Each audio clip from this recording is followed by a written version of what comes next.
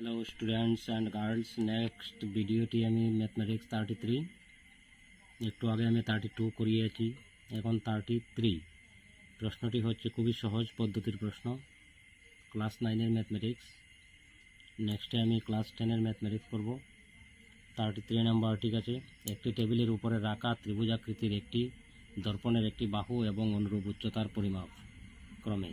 বাহুর মাপ হচ্ছে 120 সেন্টিমিটার এবং উচ্চতা হচ্ছে 40 সেন্টিমিটার।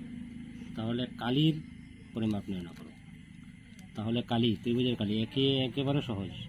ত্রিভুজের